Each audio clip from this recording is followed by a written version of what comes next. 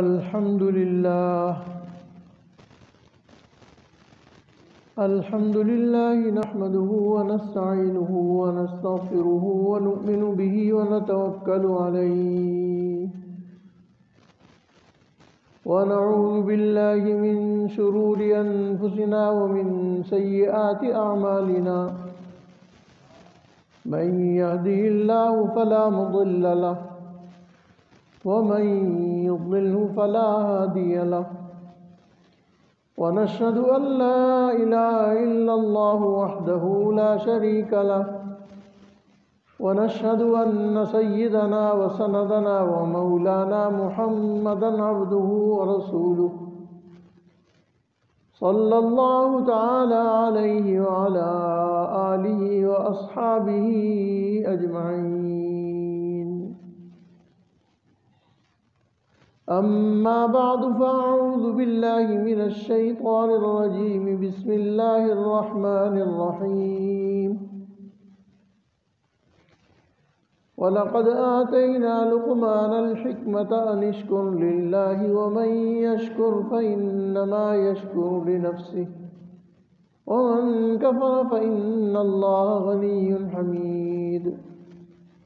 وإذ قال لقمان لابنه وهو يعظه يا بني لا تشرك بالله إن الشرك لظلم عظيم.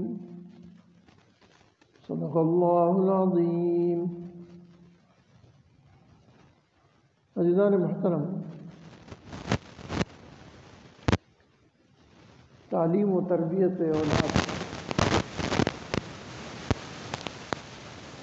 اولاد اللہ کی ایک بہت بڑی نعمت ہے، اور یہ نعمت بعض لوگوں کو تو بڑی تمناؤں اور دعاؤں کے بعد حاصل ہوتی ہے. زکریا علیہ السلام نے اللہ سے دعا کی اور بڑے ہی گر گڑا کر عجز و انکساری سے جھکا.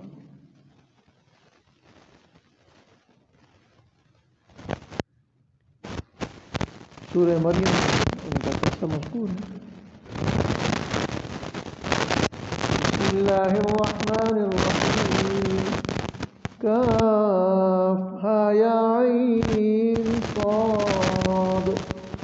ذکر رحمت ربک عبدہ زکریا اذ نادى ربه نداء خفيا قال رب إني وهن العظم مني واشتعل الرأس شيبا ولم أكن بدعائك رب شقيا وإني خفت الموالي من ورائي وكانت امرأتي عاقرا فهب لي من لدنك ذرية فهب لي من لدنك وليا. اے اللہ، میں بوڑھا ہو چکا ہوں،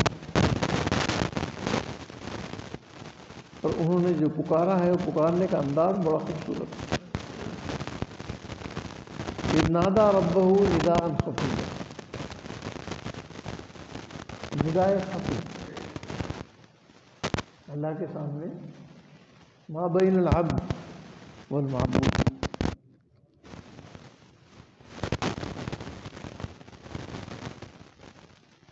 یہ راز و نیاز کبھی کبھی انسان اور اللہ کے درمیان ایسے ہوتے ہیں کہ کسی کو ان کی خبر نہیں ہوتی. کرامن کاتبین ہم خبر ہیں. کبھی کبھی اللہ اور بندے کے درمیان اس طرح کے راز و نیاز ہوتے. کہا انی وہن العظم منی.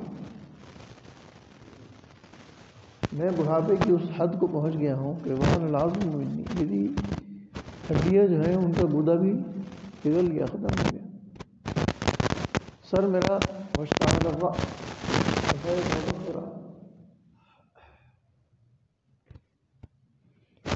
لم اکن بدعائک رب شقیا. میں آپ کے مانگنے میں مایوس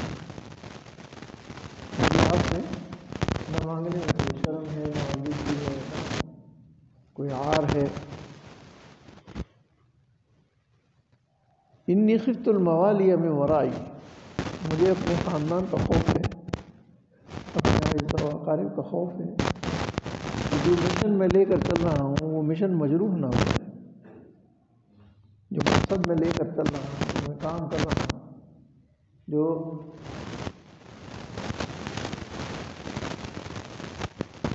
اللہ کی الوہیت کو پھیلا رہا ہوں، انی خفت الموالی، اپنے پیچھے میں اس سے ڈرتا ہوں۔ وکانت امراتی عاقرہ، میری بیوی بانجھ ہے، فہب لی من لدنک ولیہ، فہب لی من لدنک ولیہ، مجھے ایک ولی عطا فرمائے۔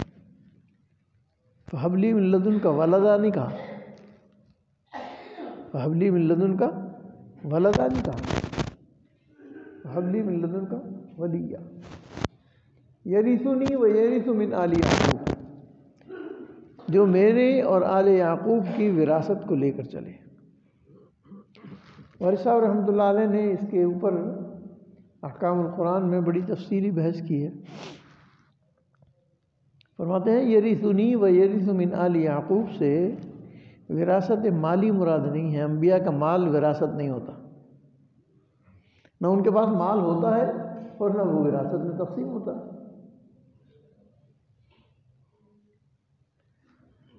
ان کے پاس جو دین ہوتا ہے، جو ان کا پیغام ہوتا ہے، وہی ان کی وراثت ہوتی ہے۔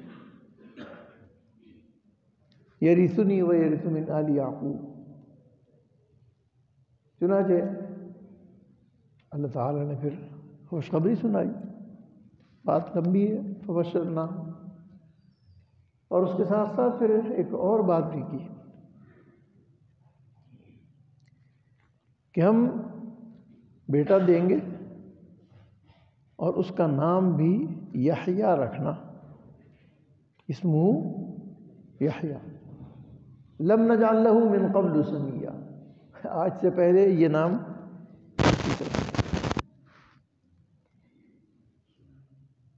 بہرحال قبولیت دعا اور دعا کا مانگنا اور اولاد کا مانگنا، ابراہیم علیہ السلام کا قصہ آپ نے بارہا سنا۔ ابراہیم علیہ السلام نے دعا کی، ابراہیم علیہ السلام کو اللہ تعالیٰ نے بیٹے عطا فرمائے، 2 بیٹے عطا فرمائے۔ پہلے بیٹے اسماعیل علیہ السلام تشریف لائے،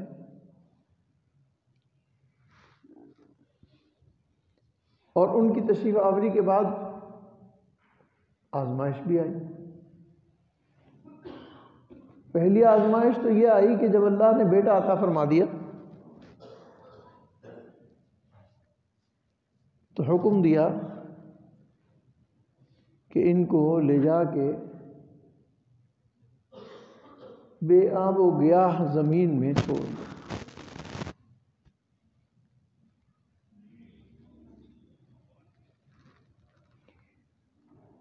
اور ابراہیم علیہ السلام نے اس پہ عمل کیا، اور بیت اللہ جہاں قائم ہے، اس بیت اللہ کے قائم ہے، وہاں پر لے جا کے چھوڑ دیا۔ حضرت حاجرہ کو وہاں چھوڑ دیا انہوں نے۔ اس طرح سے حضرت حاجرہ نے ان کی وہاں تربیت کی۔ پورا قصہ کئی دفعہ آپ لوگ سن چکے ہیں۔ تعلیم اور تربیت، تو اولاد کی تعلیم اور تربیت کا اہتمام، لقمان علیہ السلام کو اللہ تعالیٰ نے اولاد عطا فرمائی،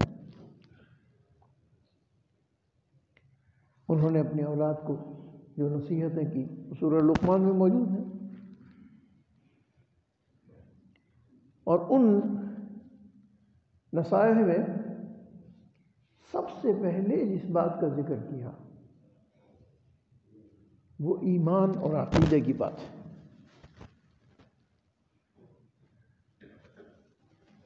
یا بنی لا تشرک باللہ ان الشرک لظلم عظیم، پہلی نصیحت کی۔ معلوم ہوا کہ اولاد کی تعلیم اور تربیت میں سب سے اہم نقطہ جو ہے وہ اس کے ایمان کی حفاظت ہے۔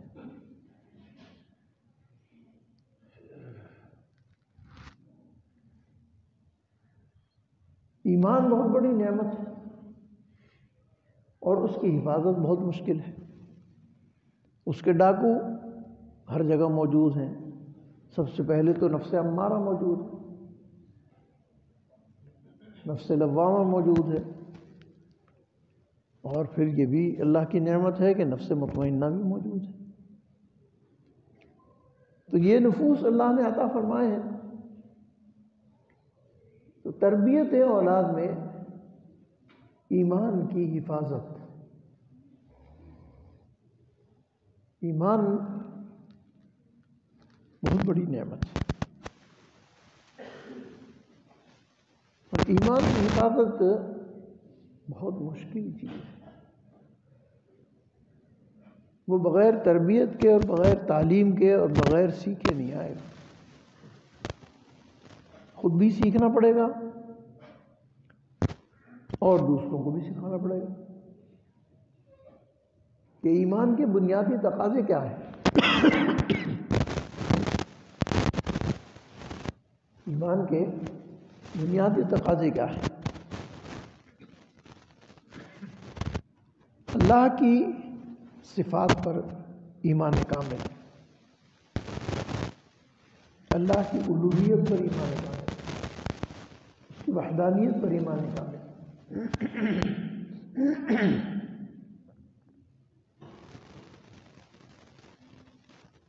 اس کی کتب سماویہ پر ایمان کامل، اس کے ملائکہ پر ایمان کامل، اس کے انبیاء پر ایمان کامل۔ وہ تمام انبیاء جو روز اول سے اور نبی اکرم صلی اللہ علیہ وسلم خاتم الرسل تک جتنے بھی انبیاء دنیا میں تشریف لائے ہیں ان پر ایمان کامل۔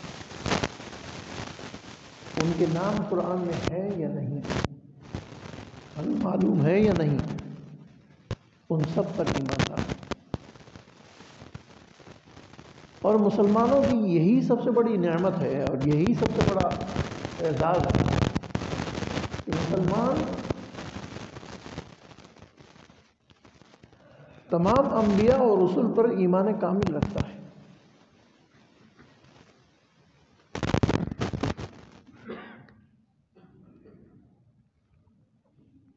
اکبر کے زمانے میں کسی نے یہ قضیہ کھڑا کر دیا تو اکبر نے ایک عیسائی پادری کو بلا لیا اور ایک ہندوؤں کے پنڈت کو بلا لیا اور ایک مسلمان عالم کو بلا لیا کہ تینوں یہ بتائیں کہ جنت میں کون جائے گا، جنت میں کون جائے گا۔ تو مسلمان نے پوچھا عالم نے عیسائی سے، آپ پہلے بیان کریں گے یا میں پہلے بیان کروں؟ اسی طرح پنڈت سے پوچھا کہ آپ پہلے بیان کریں گے یا میں پہلے بیان کروں؟ اسی طرح سے یہودی راہب سے پوچھا کہ آپ پہلے بیان کریں گے یا میں پہلے بیان کروں؟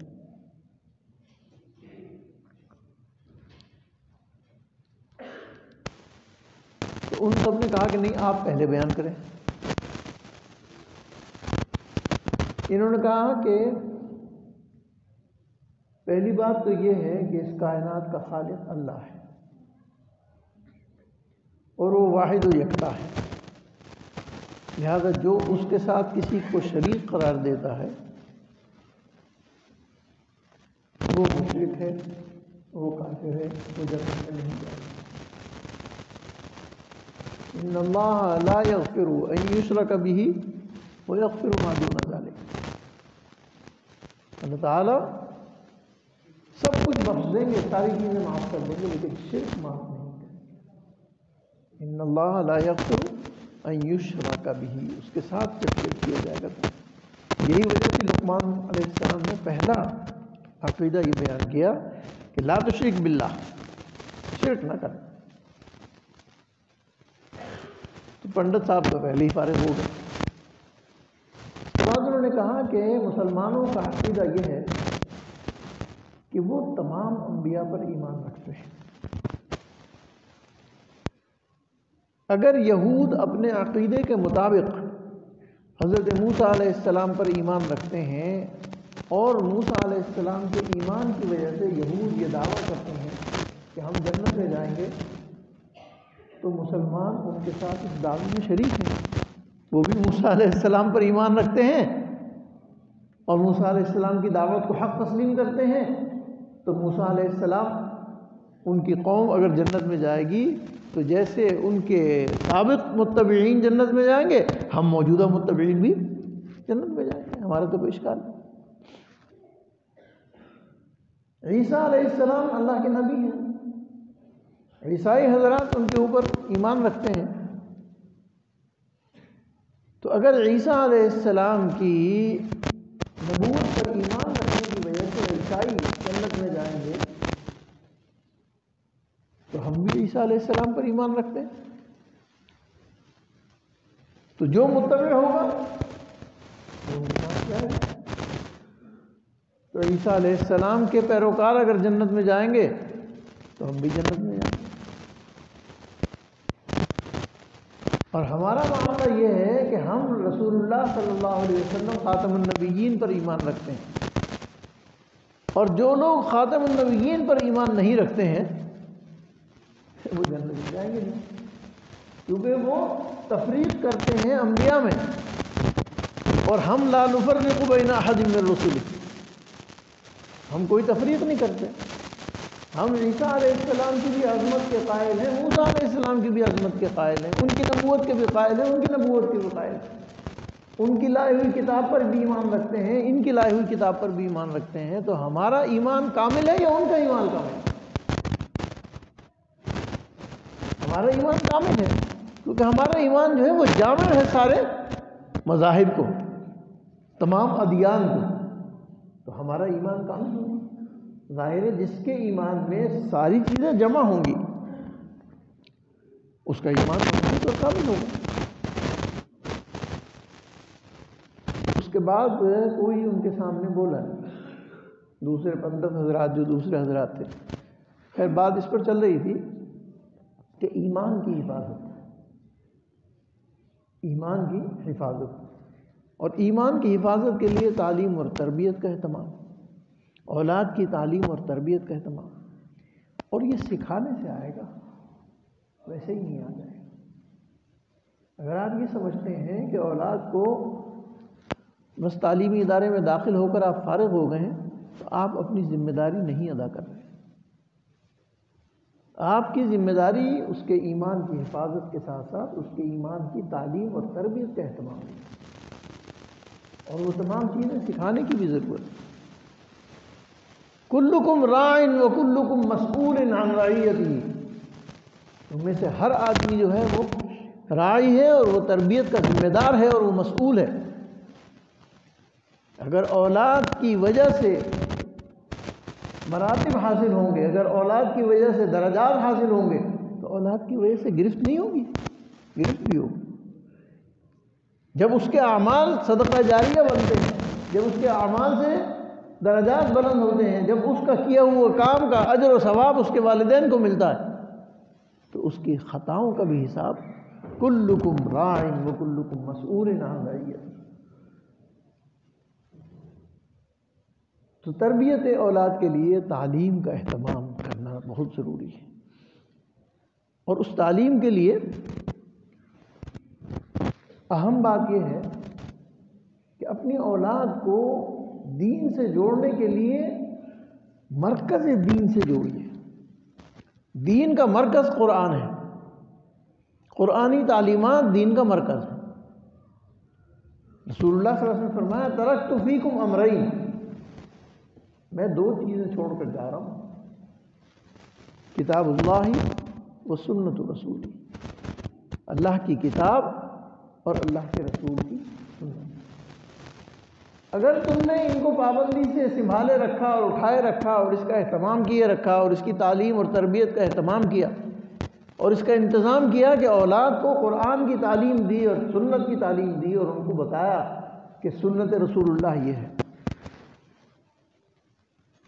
تو تم بھی کامیاب ہو، اولاد بھی کامیاب ہو۔ اور اگر تم خود کامیاب ہو جاؤ اور اولاد کامیاب نہ ہو تو بھی نقصان ہے، اور اگر تم ناکام ہو جاؤ اور اولاد کامیاب ہو جائے تو بھی نقصان۔ دونوں کامیاب ہو جائیں تو بہت احسن طریقہ ہے، اور دونوں ناکام ہو تو اللہ حفاظت فرمانے والا ہے۔ تو تعلیم و تربیت میں قرآن کی تعلیم کا اہتمام اور سنت رسول اللہ کا اہتمام، سنت کی تعلیم دینا، سنت سکھانا، اور یہ قدم قدم پر سکھانے سے آئے گی۔ کیسے کھانا ہے، کیسے بیٹھنا ہے، کیسے بات کرنی ہے، کیسے بولنا ہے، جب تک یہ نہیں سکھایا جائے گا یہ کتابوں سے نہیں آتا، یہ عملی تربیت عملی طور پر سکھانے سے آتا ہے، عملی طور پر نگرانی کرنے سے آتا ہے، باز پرس کرنے سے آتا ہے، روک ٹوک کرنے سے آتا ہے۔ بعض لوگ ہیں اولاد کے معاملے میں غافل ہوتے ہیں، کچھ بھی کر رہے ہیں، پرواہ کوئی نہیں۔ اگر آپ شروع سے تربیت کر رہے ہیں اور شروع سے اس کا اہتمام رکھ رہے ہیں کہ اس کی ہر خطا پر دارگیر کرتے ہیں، درگزر نہیں کرتے، جب تک آپ اس کی چھوٹی چھوٹی غلطیوں پر دارگیر نہیں کریں گے تو بڑی غلطیوں سے نہیں بچے گا۔ اگر آپ تربیت کرتے وقت چھوٹی سی چیز پر بھی داروگیر کریں گے تو پھر وہ یہ تربیت آہستہ آہستہ آہستہ آہستہ حصہ بن جائے گا۔ اس لیے تربیت کا اہتمام، اولاد کی تعلیم اور تربیت کا اہتمام بنیادی ہے۔ اور اس کے لیے جس طرح سے آپ بچہ بیمار ہو جائے تو بھاگتے ہیں کہ نہیں، ڈاکٹر کے پاس جاتے ہیں۔ گلی کے نکڑ پہ ایک ڈاکٹر بیٹھا ہوا ہے، کیا اسی پر اکتفا کریں گے؟ اگر وہ قابل اطمینان نہیں ہے تو آگے جائیں گے، اگر اور قابل اطمینان نہیں ہے تو اور آگے جائیں گے، اور ڈھونڈیں گے، بہترین سے بہترین کے پاس لے کے جائیں گے۔ اور وہ تربیت کا حصہ ہے کہ اگر وہ کہے کہ جی نشتر لگانا پڑے گا، مجھے تو ٹانکے لگانے ہیں، تو آپ ہاتھ پکڑ کے ٹانکے لگوائیں گے نہیں؟ نشتر لگوائیں گے کہ نہیں؟ تکلیف کو بھی برداشت کریں گے۔ تو اگر اولاد کی تعلیم اور تربیت میں تکلیف اٹھانی پڑے تو وہ بھی برداشت کرنی ہوگی، وہ آپ کے لیے مفید ہوگی، وہ آپ کی زندگی کا حصہ ہوگی اور اس کی زندگی کا بھی حصہ ہوگی۔ بس اسی پر آج کرتا ہوں۔ آج ہمارے یہاں ایک حادثہ پیش آ گیا ہے، میرے برادر نسبتی حاجی مختار الحق فاروقی تشریف لائے تھے لاہور، اچانک ان کی طبیعت خراب ہو گئی، ان کا انتقال ہو گیا۔ انشاءاللہ نماز جمعہ کے بعد ہم ان کی نماز جنازہ پڑھیں گے اور یہیں کا کام ان کے قبرستان میں دفن کریں گے۔ آپ سب حضرات سے دعا کی درخواست ہے کہ اللہ تعالیٰ ان کی مغفرت فرمائے۔ بہت نیک اور صالح، اور ان کے والد کا بھی انتقال اسی طرح ہوا تھا۔ آج سے 8-10 سال پہلے وہ یہاں تشریف لائے تھے، میرا بیٹا طیب کی شادی اس پہ تشریف لائے تھے، تو ان کا بھی اچانک ایسے ہی انتقال ہو گیا تھا، اور ان کی بھی قبر یہیں ہے۔ تو یہ عجیب بات ہے، ما تدری نفس بأی ارض تموت، کوئی آدمی یہ نہیں جانتا کہ تھانہ بھون میں پیدا ہوئے، حیدرآباد کراچی میں پلے بڑھے، اور بحری جہاز کے انجینئر تھے، چیف انجینئر تھے بحری جہاز پر، ساری عمر ساری دنیا میں پھرتے رہے۔ جب میری شادی ہوئی تو اس دن ان کا ایکسیڈنٹ ہو گیا، شام کو نکاح تھا، کراچی سے آ رہے تھے، حادثے میں شدید زخمی ہوئے، وہ اتنے شدید زخمی ہوئے کہ ڈاکٹروں نے کہا کہ 99% بچنے کے امکان نہیں ہے، 1% بچنے کا امکان ہے۔ اور اس وقت اللہ نے ان کو زندگی عطا فرمائی۔ ایکسیڈنٹ میں سارا خون بہہ گیا تھا، پورا دماغ پھٹ گیا تھا، اور بہت اور دیکھیے آپ کے 72 کے اس حادثے کے بعد اللہ تعالیٰ نے زندگی عطا فرمائی، اولاد عطا فرمائی، بہت ساری، سب ماشاءاللہ۔ تو وقت کا کوئی نہیں ہوتا کہ کس کا وقت کہاں آئے گا، کب آئے گا۔ ہمارے محترم صاحب آپ کے سامنے ہی ہیں، ساری عمر یہاں رہے، لیکن جب اللہ کو ان کو بلانا تھا تو مدینہ منورہ کی زمین ان کو عطا فرمائی۔ تو آج ہمارے اس حادثے میں سب سے درخواست کروں گا کہ ان کے لیے دعا مغفرت کریں، نماز کے بعد، اور انشاءاللہ پھر ہم جنازہ ان کا پڑھیں گے۔ صلی اللہ تعالیٰ علیہ